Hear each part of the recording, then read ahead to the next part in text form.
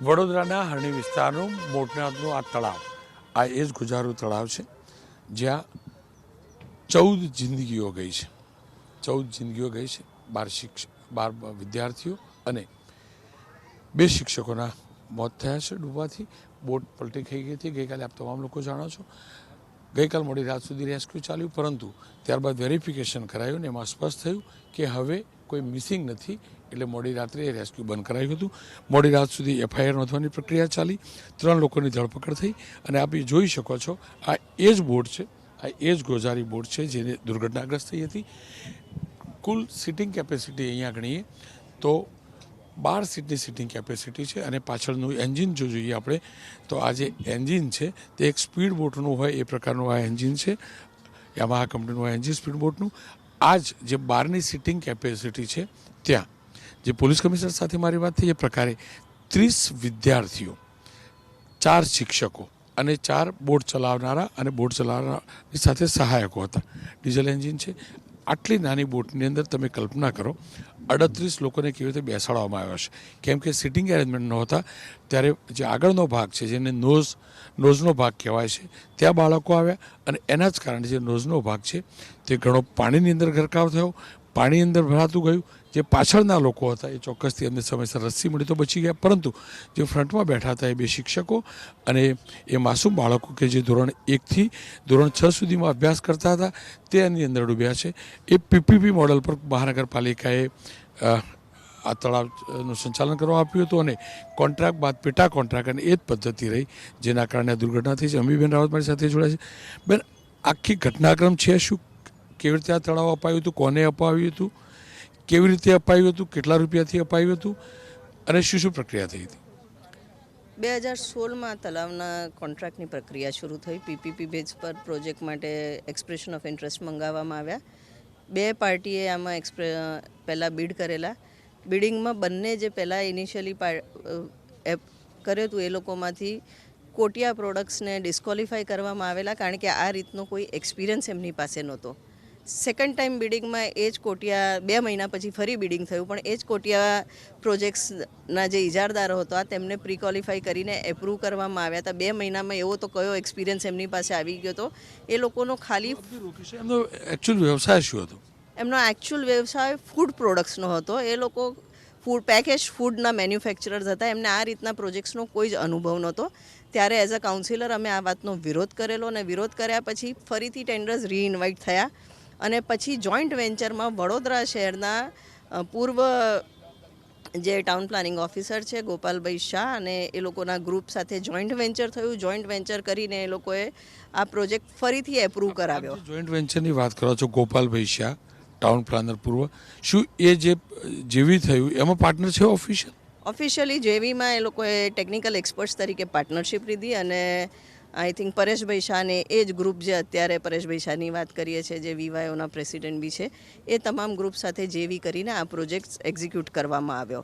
આ પ્રોજેક્ટ જ્યારે મૂકવામાં આવ્યો ત્યારે આમાં વડોદરા મહાનગર સેવા સદનને લગભગ 150 કરોડનું નુકસાન થતું હતું. ઓન પેપર આખી જ ગણતરી કરીને અમે ઓપોઝ કરીને આ કોર્પોરેશન પોતે પ્રોજેક્ટ હેન્ડલ કરે એવી ડિમાન્ડ કરેલી. લગભગ 5,800 એટલે કે 60,000 ચોરસ ફૂટ જમીન બાજુમાં તલાવની આસપાસની સાથે બીજો એક પાર્ટી પ્લોટ પણ આ પ્રોજેક્ટમાં ઇન્ક્લુડ કરીને આપવામાં આવ્યો હતો.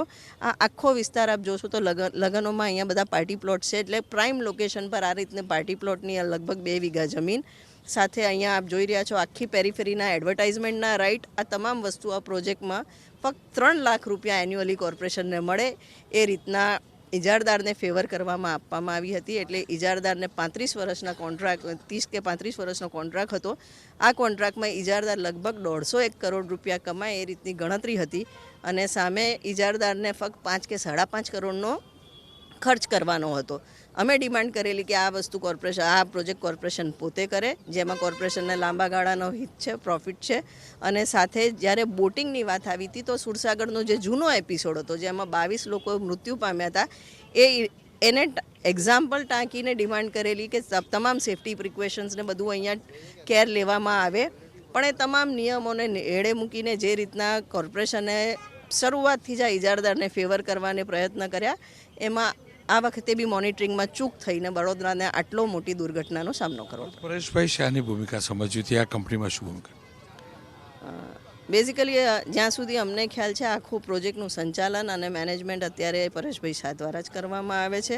હકીકત વિધિન પાર્ટનરશિપ શું છે તો એમના પર જ ખબર પડશે, પણ શરૂઆતથી જેવી કરીને આખું પ્રોજેક્ટ હાથ ધરવામાં આવેલો અને ખૂબ વગદાર છે પરેશભાઈ શાહ. વચ્ચે ઘણા બધા આરટીઆઈ એક્ટિવિસ્ટ બી અવારનવાર આ તલાવ પર ઇન્ક્વાયરી કરતા રહ્યા છે, પણ તમામને ચૂપ કરી દેવામાં આવ્યા છે અને આઉટ ઓફ વે જઈને કોર્પોરેશને હંમેશા આ ઇજારદારને ફેવર કરી છે, અમે જોતા આવ્યા છે. પૂર્વ ટાઉન પ્લાનરની આપ જે વાત કરી રહ્યા છો, શું જ્યારે કોન્ટ્રાક્ટ અપાયો એટલે ટાઉન પ્લાનર હતા? એઝ અ ટેકનિકલ એક્સપર્ટ એમને કોલેબરેટ કર્યું છે અને એઝ અ ટેકનિકલી તમામ સલાહ સૂચના એજન્સીને આપશે એવી વાત હતી. કુલ મળીને એક વાત સ્પષ્ટ છે, આખું એક કૌભાંડ સ્પષ્ટ એટલે દેખાઈ રહ્યું છે. મારો સવાલ વડોદરા મહાનગરપાલિકાના છે. શું આ જે પણ પીપીપીથી કામ કરનારો વ્યક્તિ હતો અથવા કંપની હતી એ મહાનગરપાલિકાના કોઈ સગા થતા હતા? આટલી મોટી જગ્યા, આટલી મોટી પ્રોપર્ટી જ્યાં દુનિયાભરની કમાણી થઈ શકે, 3 લાખ રૂપિયા મેં ડોક્યુમેન્ટ જોયા છે. 3 લાખ રૂપિયા એટલે મહિને માત્ર 28,000 રૂપિયા.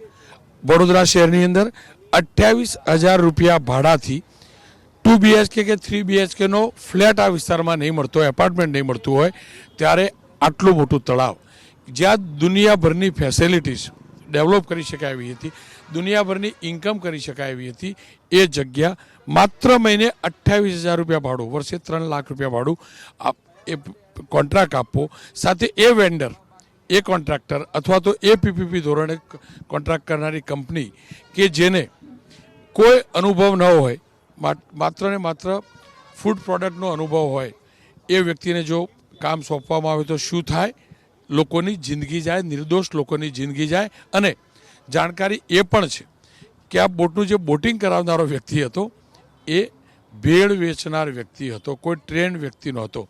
અને અનટ્રેન્ડ વ્યક્તિના હાથમાં જ્યારે આ પ્રકારની જિંદગી સોંપવામાં આવે ત્યારે એ જિંદગી હણાય તે સહજ અને સ્વાભાવિક છે. વડોદરા મહાનગરપાલિકાએ જવાબ આપવો પડશે. માત્ર અત્યારના જ સંચાલકો વડોદરા મહાનગરપાલિકાના પદાધિકારીઓ, અધિકારીઓ નહીં, જે તે સમયે 2016-17માં જ્યારે આ કોન્ટ્રાક્ટ અપાયો એમને જવાબ આપવો પડશે કે એવો તો શું પ્રેમ ઉપજ્યો હતો કે આટલી મોટી પ્રોપર્ટી માત્ર ને માત્ર 3 લાખ રૂપિયા વાર્ષિક એટલે કે મહિને માત્ર 28,000 રૂપિયા મહિને ભાડું આપવામાં આવ્યું.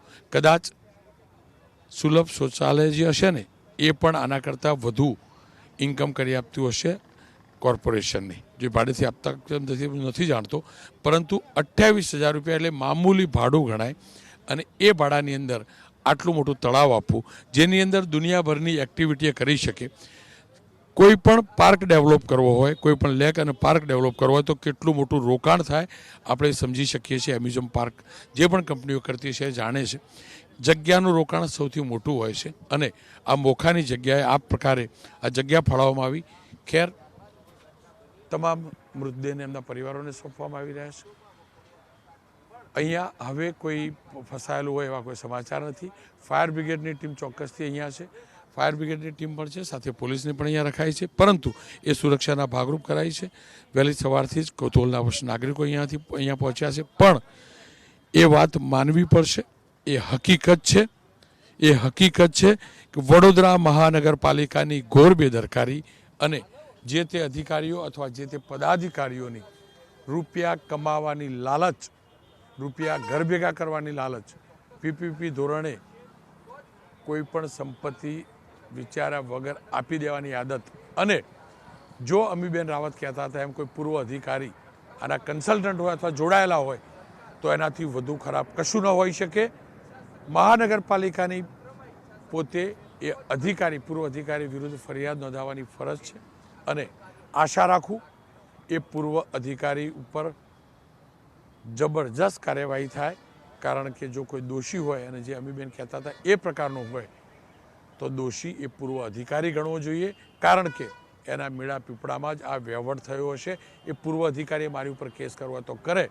જો અમીબેન કહેતા હોય વાત સાચી હોય તો આખા કાંડનો, આખા મૃત્યુકાંડનો કોઈ પાપી હોય તો એ પૂર્વ અધિકારી છે જેને આ પીપીપી ધોરણે કામ કરતી કંપની સાથે જોઈન્ટ વેન્ચર કર્યું. કમલેશભાઈ પટેલ સાથે રોનક પટેલ, એબીપી અસ્મિતા, વડોદરા.